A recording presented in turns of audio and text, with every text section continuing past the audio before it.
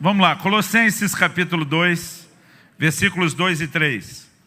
Para que o coração deles seja confortado e vinculado juntamente a amor, e eles tenham toda a riqueza da forte convicção do entendimento, para compreenderem plenamente o mistério de Deus, Cristo, em quem todos os tesouros da sabedoria e do conhecimento estão ocultos. A NVI traduziu o versículo 3, dizendo: nele estão escondidos todos os tesouros da sabedoria e do conhecimento. Pai, pedimos graça, favor do Senhor, a ação e a unção do Teu Espírito, o Espírito da verdade, para que o Senhor nos permita ter mais do que um discurso, mais do que uma palestra, que a Tua palavra alcance mais do que a razão, que ela alcance o nosso coração e que sejam iluminados os olhos do nosso entendimento. Que a Tua palavra cumpra o propósito para o qual foi enviada, como o Senhor disse por boca de Isaías. Nós oramos no nome precioso, santo do Senhor Jesus. Amém. Amém. Eu me lembro de muitas vezes, naquela fase de adolescência e juventude, descobri nos acampamentos das igrejas a tal da caça ao tesouro. Na verdade, nunca foi um tesouro de verdade, né? Mas de alguma forma gerava empolgação, gerava, curiosidade, motivação para a gente correr atrás de algo.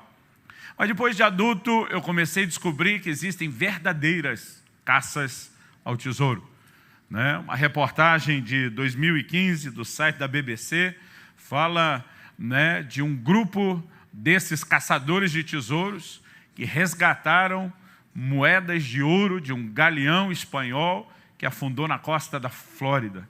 Algo que eles recuperaram em torno de 4,5 milhões de dólares. Pensa numa busca que foi bem recompensada. Essa já é a caça ao tesouro de adulto, de gente grande. Mas, na verdade, a palavra de Deus fala a respeito de tesouros, que eu e você não só podemos, mas devemos correr atrás, desejar encontrar. Acredito que o trabalho que envolve essa busca talvez não precise nem ser tão extenso como a de quem achou o galeão espanhol. A gente só precisa entender o caminho. O apóstolo Paulo está falando aqui que em Cristo estão escondidos todos os tesouros da sabedoria e da ciência, da sabedoria e do conhecimento. E eu gostaria, nessa conversa nossa sobre a importância de sermos um povo alicerçado na palavra e de sermos ensinadores alicerçados na palavra, eu gostaria de começar falando a respeito da pessoa de Cristo. E depois nós vamos relacionar isso com o nosso envolvimento com a palavra de Deus. O apóstolo Paulo, ele usa aqui a expressão conhecer a plenitude de Cristo. Embora ele destaque em Filipenses 3,8 a sublimidade do conhecimento de Cristo, o quanto isso é elevado, o quanto isso é excelente, o quanto isso está acima de todas as coisas, ele, embora tenha sido marcado pela experiência do conhecimento de Cristo, ele está dizendo que eu e você podemos rumar, caminhar rumo ao conhecimento pleno. Isso significa que, por mais profundo que tenha sido a experiência de Paulo, ele não tinha conhecido e descoberto tudo a respeito de Cristo. Aliás, Paulo pensava o mesmo a respeito dos cristãos que ele orientava com as suas epístolas, porque algumas vezes ele fala sobre chegar a esse conhecimento pleno, sobre conhecer plenamente. E ao usar essa linguagem, Paulo está obviamente deixando claro que nós ainda não temos tudo. Já dizia o profeta Oséias, conheçamos e prossigamos em conhecer ao Senhor. Há muito mais a ser descoberto do que aquilo que já temos. E me parece que Paulo entendeu isso depressa.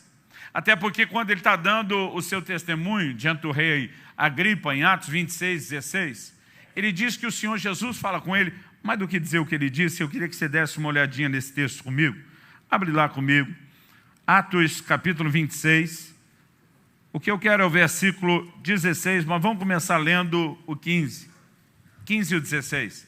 Então perguntei eu, quem és tu, Senhor? Ao que o Senhor respondeu, sou Jesus, a quem tu persegues. Mas levanta-te e firma-te sobre os teus pés, porque por isso te apareci, para te constituir ministro e testemunha, tanto das coisas em que me viste, como daquelas pelas quais te aparecerei ainda. O Senhor disse, você vai ser testemunha daquilo que você já me viu. Mas Paulo, você vai testemunhar outras aparições minhas. Você está tendo uma descoberta fantástica, uma revelação poderosa e marcante da minha pessoa, mas deixa eu já te preparar. Tem mais, tem muito mais que vai ser liberado sobre sua vida depois. E sabe, eu acredito que nós precisamos entrar nesse lugar onde a gente compreenda que existe mais, há uma jornada de descoberta.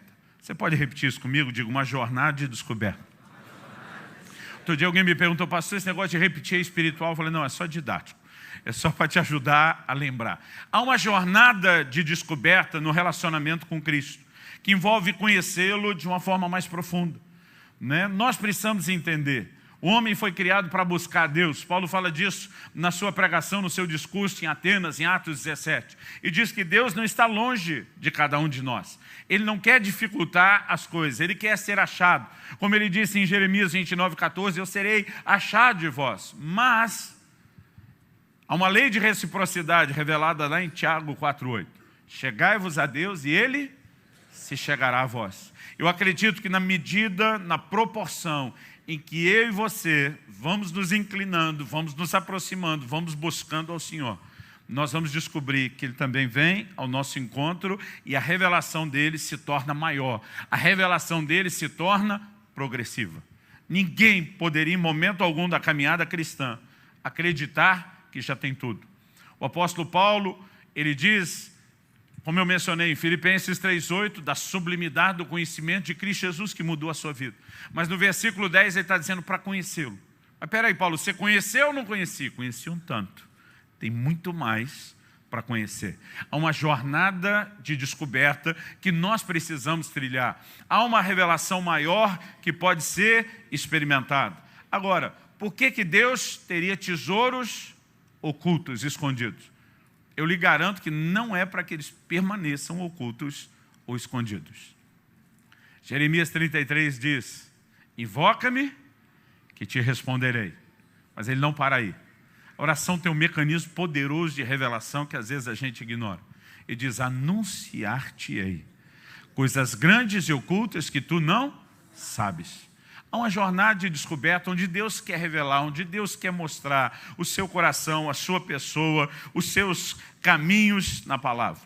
E quando a gente fala sobre aprender de Jesus, eu acredito que existe muito mais do que saber sobre Ele. Existe muito mais do que ter informação a respeito dEle. Conhecer a Ele é diferente de só conhecer sobre Ele.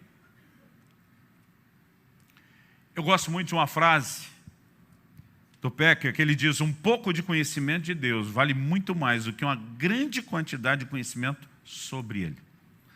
E nós precisamos entrar nesse lugar de revelação. Paulo diz, né, não foi assim que aprendestes a Cristo. Eu acho interessante que lá em Efésios ele não diz aprender sobre Cristo, ele diz aprendestes a Cristo. Nós ensinamos a pessoa de Cristo. O próprio Jesus diz, aprendei de mim, não só comigo, né, mas da minha pessoa, dessa aproximação. Se nós compreendemos que é uma jornada de descoberta, entendemos que essa jornada envolve descobrir o que a própria palavra de Deus classifica como tesouros, eu acredito que o meu e o seu coração vai ter um pouquinho mais de empolgação para trilhar esse caminho. A segunda coisa que eu quero falar dentro dessa visão de Colossenses 2. Primeiro, há essa jornada de descoberta, tesouros a ser descobertos. Essa segunda coisa diz respeito, agora eu quero explorar um pouco a questão da tipologia, que é uma coisa que eu particularmente amo muito na Bíblia, na palavra de Deus. A Bíblia diz lá em Hebreus, no capítulo 10, no versículo 1, que a lei não tem a imagem exata das coisas, e sim a sombra dos bens vindouros. Deus conseguiu comunicar muita coisa, muita verdade poderosa através da tipologia. Jesus mesmo, em João 3,14, né, ele diz o seguinte, assim como Moisés levantou a serpente no deserto, importa que o Filho do Homem seja levantado. Ele está destacando algo dentro da tipologia bíblica. Então Moisés fez o quê? Números 21 nos mostra que o povo por conta do pecado da murmuração, descobriu que serpentes abrasadoras invadiram o arraial. Eles estavam sofrendo com isso, gente morrendo com isso. Clamaram socorro a Deus através de Moisés. Moisés vai falar ao Senhor e o Senhor diz para ele: levanta uma serpente de metal, numa haste, uma serpente de bronze. É interessante, o tempo não permite isso, mas a tipologia é rica demais.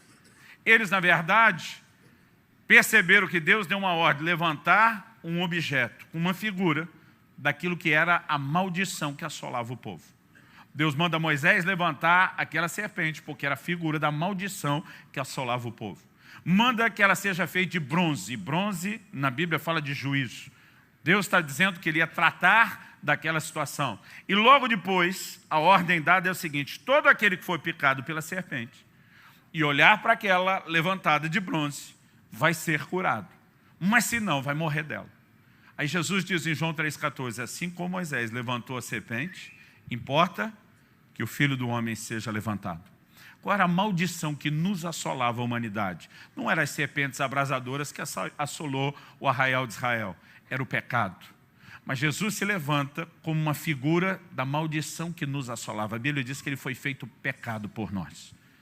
E a Bíblia diz que existe um antídoto para esse veneno que está matando a humanidade. É olhar para ele, é reconhecer a sua obra, é crer naquilo que ele fez. Então, nós temos muita riqueza sendo pregada naquele tipo do Velho Testamento e no antítipo, ou o cumprimento dessa figura no Novo.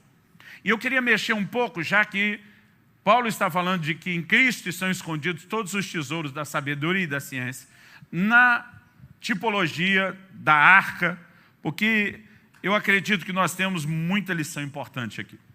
Em Apocalipse, no capítulo 2, no versículo 17, Jesus diz o seguinte: ao vencedor, dar-lhe-ei que coma do maná escondido.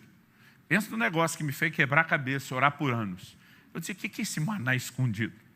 Né? De certo, Deus escondeu um pouco do maná lá no céu. Mas toda a linguagem, você pega mesmo Apocalipse 2 e 3, né? Deus faz citações ali no capítulo 2 de vários episódios do Velho Testamento. Ele fala de uma mulher que ele chama de Jezabel. Ele fala do conselho de Balaão. Em vários momentos, o que ele está fazendo é citar porções das Escrituras e projetar a aplicação delas para nós. E de repente eu falei: peraí, vamos então voltar para o próprio texto bíblico. Onde é que tinha um maná escondido? Na arca. Na verdade, o Senhor orientou que parte daquele maná fosse guardado num pote, colocado dentro da arca como memorial. O que o livro de Hebreus sustenta que de fato aconteceu. Em Hebreus capítulo 9, versículo 4, se for rápido de endereço, me acompanhe. Hebreus capítulo 9, verso 4. O texto diz: ao qual pertencia um altar de ouro para o incenso e a arca da aliança totalmente coberta de ouro, na qual estava uma urna de ouro contendo o maná, o bordão de Arão que floresceu e as tábuas da aliança. Então, o que a gente pode enxergar nessa figura que tem a ver com aquilo que nós estamos falando? Então, em primeiro lugar, a aplicação feita por Jesus em Apocalipse 2,17 mostra que o maná figura algo espiritual.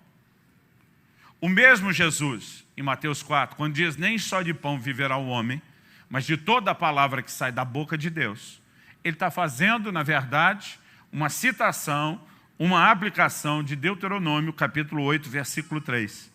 Quando Deus fala a respeito do assunto do maná, através de Moisés, ele diz: ele te humilhou, Deuteronômio 8,3, se você estiver anotando, te deixou ter fome e te sustentou com o maná que tu não conhecias, nem teus pais o conheciam, para te dar a entender que não só de pão viverá o homem, mas de tudo o que procede da boca do Senhor viverá o homem. Jesus faz uma aplicação do que procede da boca do Senhor com de toda a palavra de Deus. O maná é uma figura da palavra de Deus. O maná é uma figura daquilo que procede da boca de Deus e nos alimenta. Mais do que só o pão natural pode sustentar o corpo, ele figura o pão espiritual, aquilo que traz alimento ao nosso espírito. E quando a gente olha para a arca, a gente vê uma outra tipologia. A arca é uma das figuras de Cristo que você vai encontrar no tabernáculo. Em primeiro lugar, ela era madeira revestida de ouro. Quando você estuda a tipologia do Velho Testamento, madeira geralmente representa humanidade. O ouro representa a glória e muitas vezes a divindade. Na combinação desse objeto feito de madeira revestida de ouro, nós temos alguns detalhes. Em Êxodo 25, Deus diz para Moisés, quando ele dá instruções sobre construir o propiciatório, o tampo da arca, Deus diz o seguinte: ali virei a ti e falarei contigo. O lugar, o objeto naquele tabernáculo onde Deus diz que iria manifestar a sua presença era a arca. A arca simbolizava a presença de Deus, razão pela qual ficava reclusa no Santo dos Santos. Em Números, a palavra de Deus nos mostra que quando Israel levantava acampamento e a arca era a primeira a sair, Moisés dizia: levanta-te, Senhor, e sejam dispersos diante de ti os seus inimigos. Quando ela parava para se estabelecer acampamento, volta ao Senhor, encontra repouso entre os milhares de Israel. A arca figurava a presença de Deus.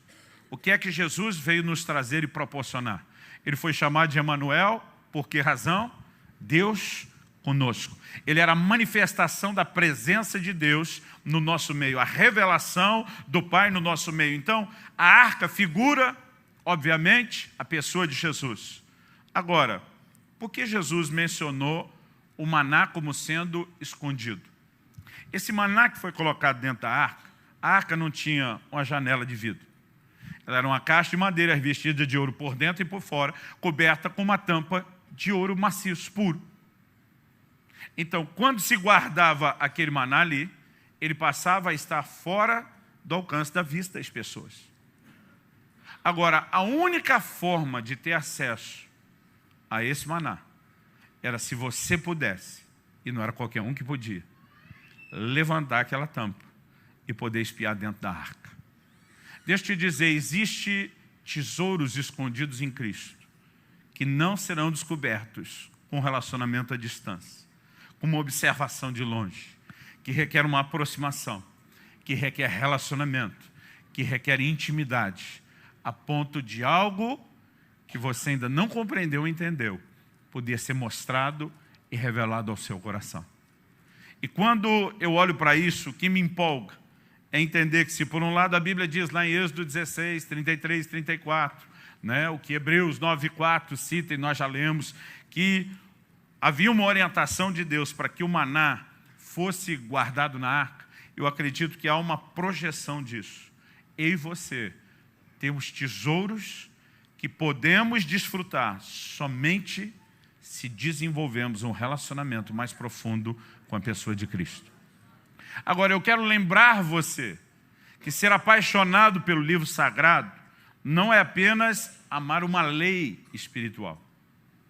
Não é apenas demonstrar devoção e respeito a estatutos e princípios que Deus estabeleceu. Outro dia alguém falou: pastor, eu vejo você uma paixão pela palavra. Ele diz: me dá um motivo para eu ficar apaixonado pela Bíblia. Eu falei: imagine que por trás dela você encontra uma pessoa, e não é uma pessoa qualquer. É a pessoa mais desejável que eu e você podemos jamais conhecer. Quando eu era ainda adolescente, eu comecei a perceber que se por um lado o maná é uma figura da palavra, como falamos, por outro ele também, num certo sentido, podemos dizer que ele figura Cristo. Dá uma olhadinha comigo no que Jesus fala em João, no capítulo 6, do versículo 47 até o 51. João capítulo 6, do versículo 47 até o 51. Em verdade vos digo, quem crê em mim tem a vida eterna. Eu sou o pão da vida. Vossos pais comeram o maná no deserto e morreram. Este é o pão que desce do céu, para que todo o que dele comer não pereça. Eu sou o pão vivo que desceu do céu. Se alguém dele comer, viverá eternamente. E o pão que eu darei pela vida do mundo é a minha carne. Nós percebemos que Jesus usa a figura do maná para fazer mais do que um paralelo, para fazer um contraste. Ele diz: aquele pão que desceu do céu, eles comeram e morreram. Eu sou o verdadeiro maná. Aquele que quem comer não vai morrer. Pelo contrário, vai encontrar a vida eterna. Eu sou o pão vivo que desceu do céu. E de repente, às vezes eu ficava pensando, mas o maná é uma figura da palavra ou é uma figura de Cristo? Ambos. Você não pode simplesmente separar uma coisa da outra. A revelação do Evangelho de João começa relacionando Jesus, no capítulo 1, com o verbo, a palavra. João 14 diz, e o verbo, a palavra, se fez carne. Cristo é a palavra, e a palavra é Cristo. Por exemplo, a gente pode olhar o que Paulo escreve aos Colossenses, lá no capítulo 1, versículo 15. Colossenses, capítulo 1, verso 15. Ele, falando de Jesus, diz, este é a imagem do Deus invisível, o primogênito de toda a criação, pois nele foram criadas todas as coisas, nos céus, sobre a terra, as visíveis e invisíveis, sejam tronos, sejam soberanias, quer principados, quer potestades. Tudo foi criado por meio dele e para ele. Isso é quase uma réplica do que João diz no capítulo 1. No princípio era o verbo era Deus, nada do que foi feito se fez, tudo foi feito por meio dele, e aqui novamente está sustentando isso. Agora, eu queria que você avançasse rapidinho comigo, lá para o livro de Hebreus, no capítulo 2.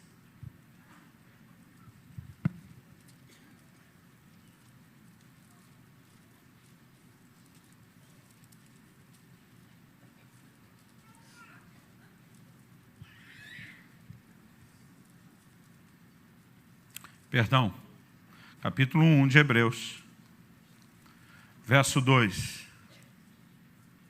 Esses últimos dias nos falou pelo Filho, a quem constituiu o herdeiro de todas as coisas e pelo qual também fez o universo.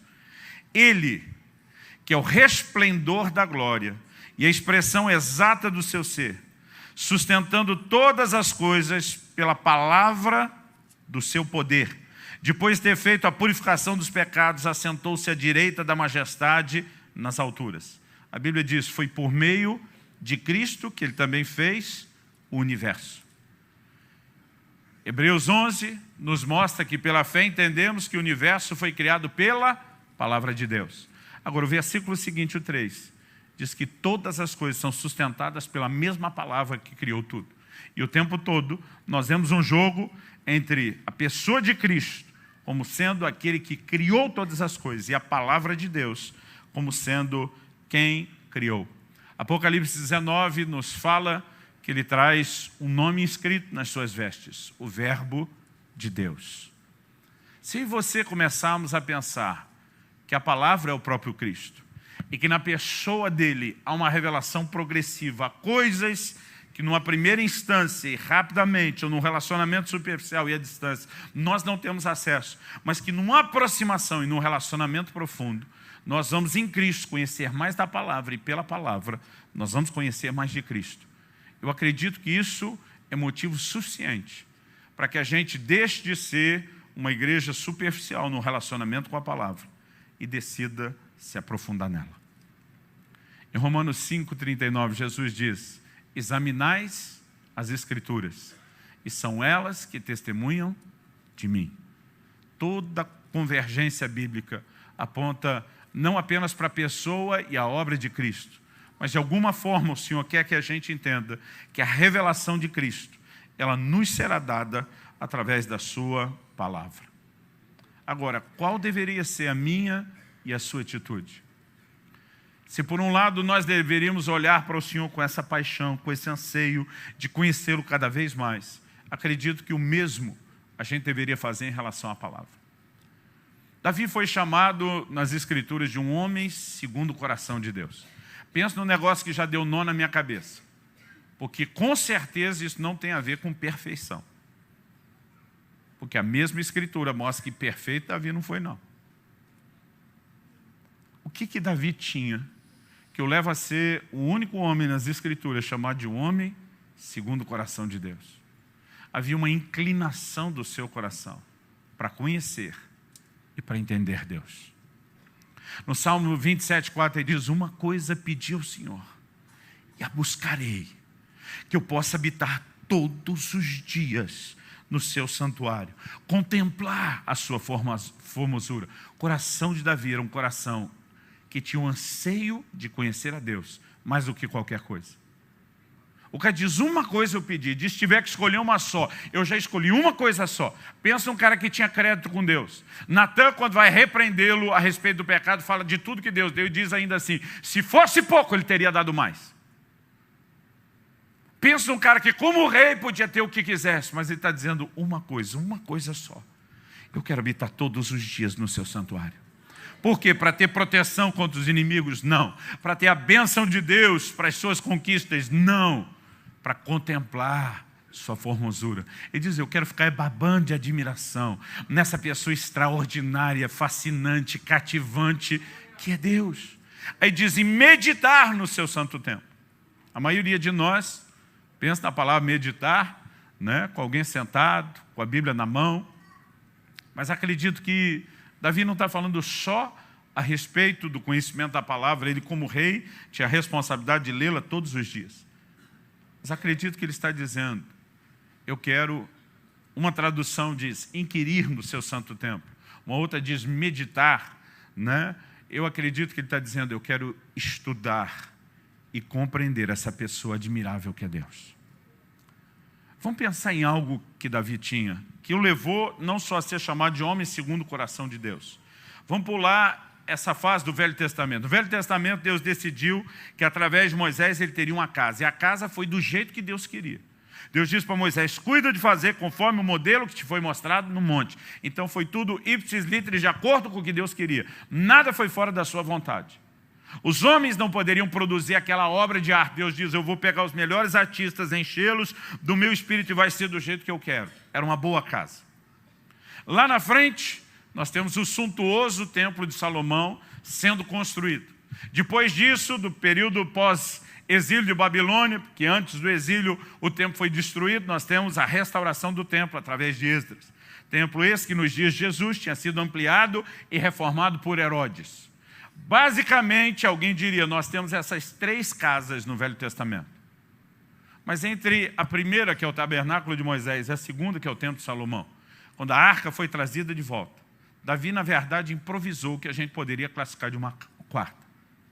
Ele, quando trouxe a arca, ele não devolve a arca em Siló, onde estava o tabernáculo. Ele leva para Sião, a cidade de Davi. Lá ele levanta uma tenda que era só um pedaço de pano, não tinha beleza nenhuma nela. Ele coloca a arca no meio, os levitas em volta, para 24 horas por dia, 7 dias por semana, permanecerem dizendo: o Senhor é bom, a sua bondade dura para sempre.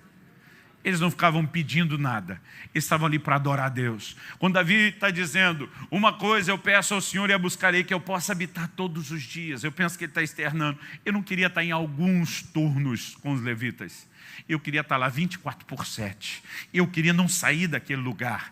Isso é o que eu mais queria. Agora, sabe o que é engraçado? Davi era frustrado com aquela casa simples demais que ele levantou para Deus. O Salmo 132 nos fala de votos que ele fez: não darei sono aos meus olhos, nem repouso às minhas pálpebras, até que eu encontre morada para o Senhor. Ele disse para Natan: não é justo eu morar num palácio, a casa de Deus está numa tenda. Ele queria, porque queria fazer algo diferente e não pôde. O Senhor disse: quem vai construindo é você, seu filho. E ele demonstrava a frustração de ver a presença de Deus confinada naquela tenda. Mas quando você chega no Novo Testamento, Atos 15, Concílio de Jerusalém, eles citam uma profecia de Amós, com aplicação para a igreja neotestamentária, envolvendo agora o avanço da igreja no meio dos gentios. E ele diz: é dessa forma que vai se cumprir o que foi dito pelo profeta. Depois daqueles dias virei, diz o Senhor, e reedificarei o tabernáculo de Davi que está caído.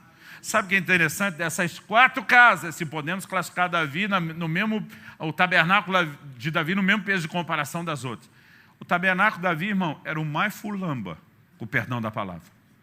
Era o que deixava o próprio Davi, que o levantou frustrado. Mas quando Deus está olhando lá do Novo Testamento, quando as casas já não são mais necessárias. Em Atos 7:48, Estevão na pregação diz: Deus não habita em templos feitos por mãos de homens. Desde que Jesus bradou, está consumado, e o véu se rasgou, Deus deixou de habitar nesse tipo de casa e veio estar na gente. Mas quando Deus olha lá para a velha aliança, sem nenhum retrocesso, ele diz: a única coisa que eu tenho saudade, e eu quero de volta para trazer para cá, quando eu não preciso de uma casa física, é o tabernáculo de Davi. Por que Deus está dizendo? Porque o que eu quero trazer de lá não era a beleza do prédio, que eu não necessito. Era o Espírito que moveu Davi e os que ele levantou a me desejarem mais do que qualquer outra coisa. Agora preste atenção, esse mesmo Davi, dá uma olhadinha comigo no Salmo 19. Salmo 19. A partir do verso 7. Esse mesmo Davi diz o seguinte: a lei do Senhor é perfeita e restaura a alma. O testemunho do Senhor é fiel e dá sabedoria aos simples. Os preceitos do Senhor são retos e alegram o coração. O mandamento do Senhor é puro e ilumina os olhos. O temor do Senhor é límpido e permanece para sempre. Os juízos do Senhor são verdadeiros e todos igualmente justos. Agora olha o 10. São mais desejáveis, diga comigo, desejáveis. São mais desejáveis do que o ouro, mais do que muito ouro depurado, e são mais doces do que o mel e o destilar dos favos. Esse camarada que era apaixonado por Deus, fascinado por essa pessoa que ele dizia: eu quero buscá-lo e conhecê-lo, demonstrava o mesmo nível de empolgação e desejo e atração pela palavra de Deus. Você olha um apóstolo Paulo, que demonstra uma fascinação extraordinária quando começa a descrever a sublimidade do conhecimento de Cristo Jesus. Ele diz: a ponto de aquilo que antes era importante, tinha valor, era lucro, perder completamente a sua importância e transformar em perda pelo lugar de importância que Cristo ocupou. Você olha para Paulo e a maneira como ele transbordava e destilava a palavra com toda a paixão por ela. Você percebe tanto um como o outro eram pessoas não apenas fascinadas. Davi, sem a revelação do Filho, por Deus e a sua palavra. Paulo, com entendimento, é a revelação de quem é Cristo, por Ele e a sua palavra. Nós não podemos simplesmente desconectar essas coisas. E nós precisamos aprender que esse caminho de envolvimento com a palavra não é algo que só nos dá alicerce doutrinário. Não é apenas algo que nos dá alicerce de fé para conquistas. É algo que nos permite viver intimidade, descoberta de quem Ele é, nos níveis profundos. Um dia alguém me perguntou: pastor, o senhor começou a estudar a Bíblia por causa do seu chamado para ser pregador? Eu falei: não. Eu não comecei a estudar a Bíblia porque eu queria pregar. Eu comecei a estudar a Bíblia porque eu queria conhecê-lo. E à medida que eu descobria mais sobre Ele, eu me via na obrigação de compartilhar. Aliás, deixa eu te dizer algo. De vez em quando alguém pergunta: pastor, como o senhor recebe suas mensagens? É quando você está lendo a Bíblia? Eu digo: não. Eu tenho tentado ler um pouco. Mas a maior parte das vezes, 90 e tantos % das mensagens que eu prego não me são dadas quando eu estou lendo a Bíblia. Muita coisa me chama a atenção, eu medito, eu reflito. Mas a maior parte delas me são dadas quando eu estou orando. Invoca-me, que te responderei. Anunciar-te-ei coisas grandes e ocultas que tu não sabes. Naquele ambiente de oração, de alguma forma, aquele depósito da palavra começa a saltar, começa a ter aplicação. E sabe, outro dia alguém falou: pastor, eu acho que o senhor é viciado em pregação, que você não para. Eu falei: eu não sou viciado na pregação, mas eu vou te dizer, eu sou apaixonado pela revelação da palavra. Eu sou apaixonado pela unção profética que nos permite ser porta-vozes de Deus. Na minha opinião, e eu vou falar algo agora pessoal e não com peso doutrinário. Eu muitas vezes tenho dito para minha esposa, para os meus pastores, eu digo para eles: olha, nada me parece refletir o mais profundo nível de comunhão e intimidade que eu possa ter com Deus. Não importa se é aquela experiência de você na oração ser quebrantado, chorar, de você na adoração, né, ir lá para as galáxias, não importa aquela experiência com poder, com unção do Espírito, os milagres que eu já vi, as operações com os dons, de tudo que eu experimento, para mim, agora entendo, estou falando como opinião, nada me parece refletir tanto intimidade como quando a palavra é revelada e além da inspiração nos é dada a graça para comunicá-la. E um dia eu estava falando isso com um amigo meu, um pastor argentino. Ele falou, eu tenho uma sugestão do que pode ser a explicação para isso. Ele disse, quando lá no livro de Cantares a gente lê o clamor da noiva, beija-me com os beijos da tua boca, você não faz o paralelo do relacionamento do noivo e a noiva, Cristo e a igreja, com uma relação de contato físico. Ele diz, mas aquilo que expressa a intimidade dos dois, pensa na projeção disso para o reino espiritual. Ele diz, quando você consegue conectar a sua boca com a dele e receber as palavras dele para transmitir, isso, na minha opinião, disse esse meu amigo Gustavo Lara, ele diz, é uma das maiores expressões de intimidade. Irmão, há um lugar em Deus onde eu e você podemos viver, que é mais do que conhecer doutrina, é mais do que transbordar um conhecimento que faz a gente ficar metido, é a gente crescer na comunhão com uma pessoa, é a gente começar a descobrir coisas profundas e extraordinárias, não só a respeito dele, mas é você ter a revelação dele. Eu não preciso de nenhuma outra motivação para continuar querendo entrar nesse lugar dos tesouros escondidos. Não foi revelado tudo de uma vez. Deus não entregou tudo pronto e de mão beijada. Se eu e você queremos espiar dentro da arca, nós vamos ter que estar perto e ter intimidade o suficiente para que esses tesouros sejam acessados. Não leia a Bíblia correndo. Não leia a Bíblia com pressa. Eu às vezes fico horas num versículo só. Meu filho um dia falou, pai, defina a sua meditação na Bíblia. Eu falei, é conversar com o versículo, eu leio. Aí eu leio de novo, eu leio outra vez, eu oro. Eu leio mais, eu oro de novo. Às vezes eu começo a questionar algumas coisas, eu oro. E sabe, é impressionante. Aquilo que você não consegue alcançar só com a sua capacidade lógica, por melhor que seja. E aquilo que Deus traz por revelação. Eu amo aquele versículo que o Brian citou. O Senhor ocultou essas coisas aos sábios e entendidos e revelou aos pequeninos. A chave de entendimento da palavra é revelação. O primeiro livro que eu escrevi e publiquei em 97 foi o que foi entregue essa manhã no Café Literário, Conhecimento Revelado. Eu e você precisamos ir além da razão, entrar nesse lugar de revelação, que é uma descoberta não só do livro que norteia a nossa vida, mas da pessoa por trás do livro. Você recebe essa palavra em nome de Jesus. Eu queria terminar fazendo algumas citações que eu coloquei num capítulo desse meu livro, Até que Nada Mais Importe, que é esse assunto, Descobrindo os Tesouros de Cristo. A gente muitas vezes olha na história, homens e mulheres de Deus que fizeram diferença, que escreveram história, que marcaram a vida das pessoas. O tempo não me permite ser justo com todo mundo, mas eu quero citar alguns ícones de meios distintos, inclusive. E afirmações que eles faziam sobre o relacionamento com a palavra. Agostinho, nossa fé é alimentada pelo que está claro nas Escrituras e testada pelo que é obscuro. Martinho Lutero, minha consciência é escrava da palavra de Deus. João Calvino, a Bíblia é o cetro pelo qual o Rei Celestial governa a sua igreja. John Wesley, todo o conhecimento que você deseja ter está em um único livro, a Bíblia. Quero conhecer uma coisa, o caminho para o próprio céu. O próprio Deus dignou-se a ensinar o caminho. Ele o escreveu em um livro. Ó, dá-me esse livro a qualquer preço. Dá-me o livro de Deus. George Miller. O vigor de nossa vida espiritual está na proporção exata do lugar que a Bíblia ocupa em nossa vida e nossos pensamentos. A maneira como estudamos essa palavra é uma questão da mais profunda importância. A parte mais cedo do dia que nos for disponível deve ser dedicada à meditação nas Escrituras. Devemos alimentar nosso homem interior na palavra. Charles Spurgeon, o apetite da palavra de Deus aumenta naqueles que se alimentam dela.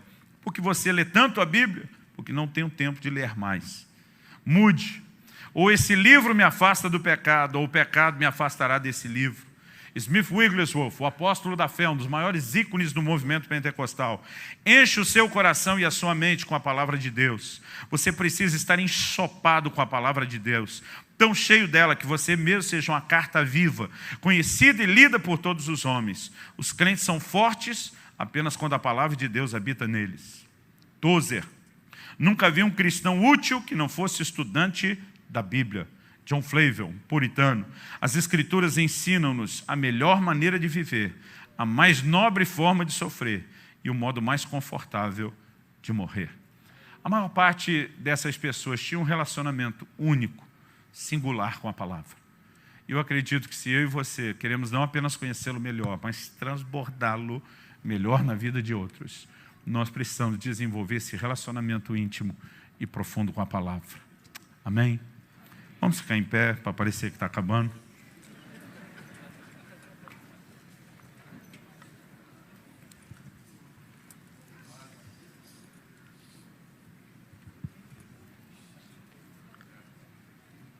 Eu gostaria que nós orássemos e que a gente levasse em conta aqui, só antes de terminar.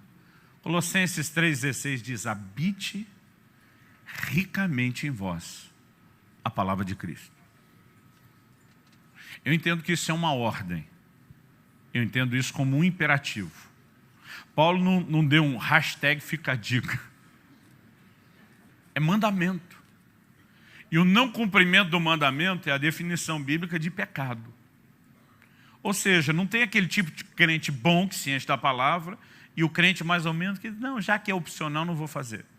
Ou você faz, ou você faz. Se não está fazendo, está pecando. Não tem meio termo. Mas eu gostaria que nós pudéssemos nessa hora orar e dizer: Senhor, eu quero que os meus olhos se abram. Eu quero ser cada vez mais atraído à sua pessoa e à sua palavra. Eu não quero estudá-lo só de forma intelectual. Eu quero ter um relacionamento transformador com a tua palavra. E eu quero conhecer plenamente o seu mistério, Deus, que é Cristo. E para conhecer plenamente o que eu ainda não tenho, eu tenho que acessar esses tesouros da sabedoria e da ciência. Pai, nós suplicamos graça. Graça para entrar numa jornada ainda mais profunda de descoberta e revelação da tua pessoa. Graça para acessar o maná escondido que o Senhor tem, não apenas como algo que se espera um tempo, mas para aqueles que passaram de fase. Quando o Senhor diz ao vencedor, o Senhor está dizendo não será toda e qualquer pessoa que terá acesso imediato a eles.